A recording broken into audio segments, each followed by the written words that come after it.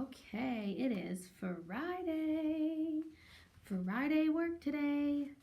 So you have two little reading things we're going to work on and a little math thing, and we'll be done. Okay? So you've got a comprehension check from Thunder Underground. All the little poems we've been reading this week, okay? Now, before I start, we didn't go over our senses this week because we can't do everything since we're doing school at home. But there's a question on here about appealing to your senses. So our senses, we have 5 of them. Do we know what they are? We can see, hear, taste, smell, and touch. Okay? Those are our 5 senses. And the question on here wants to know why a poet would appeal to your senses. Why would he use words that appeal to your senses? I would say probably to make it feel more real and like you're there, okay? To help you imagine it better, probably is why, okay? So be thinking of that when we answer number 3. All right, number 1. Which is an example of alliteration? Now, do we remember alliteration is when the beginning of the words sound the same. All right, so let's listen. Which is an example of alliteration?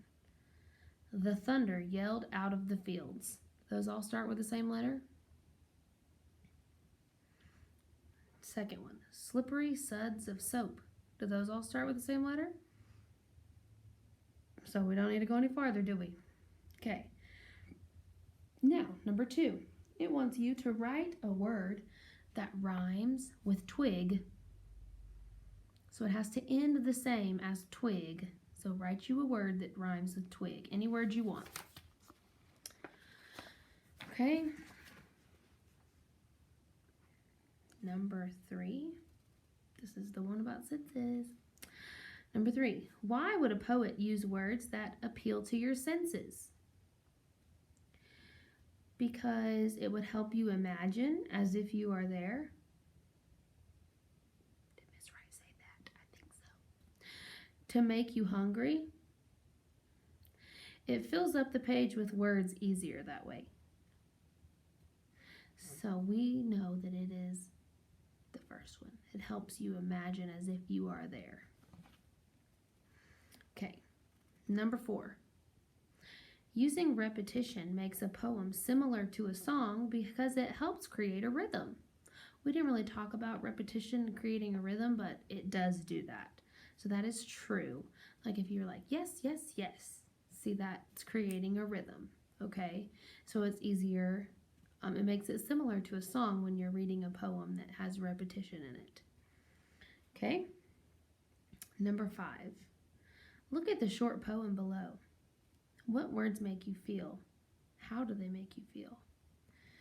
I'm going to read this poem to you, okay? Tears drip down. Thunder cries out. Lightning slashes. The storm wants everyone to know her pain. So I want you to write down how you think or how that poem makes you feel.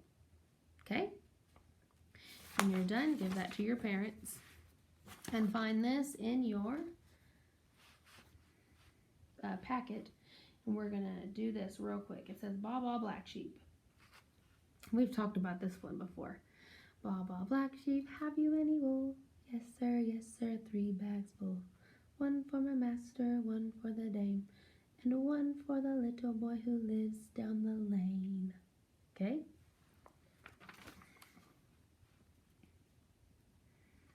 Now it says alliteration. It wants us to highlight the alliteration in pink. Okay, let's look. So all the ones that maybe have the same sound at the beginning.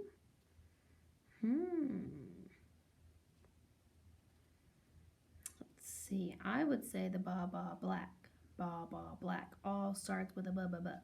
So I would color, because we don't have highlighters, but color with pink crayon Baa Baa Black for alliteration.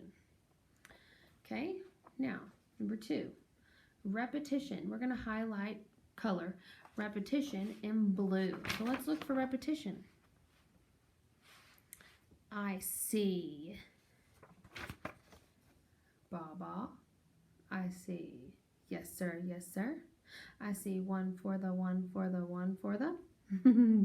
So all those could be blue, but you've already done this in pink, so maybe just do yes sir, and one for the, one for the, one for the. Okay, last one, rhyme. We're going to highlight everything that rhymes in yellow. We're going to color it yellow, sorry. Okay, so we got Baba, black sheep. Have you any wool? That doesn't rhyme. Let's see. Yes, sir, 3 bags full. So wool and full, they rhyme. Wool and full. So color those 2 words yellow. Then we have one for the master, one for the dame, one for the little boy who lives down the lane. Anything else rhyme? Dame and lane, they're very close, but they don't rhyme. So wool and full are the only 2. Write your name on the bottom, and you, my friend, are done with reading for the week.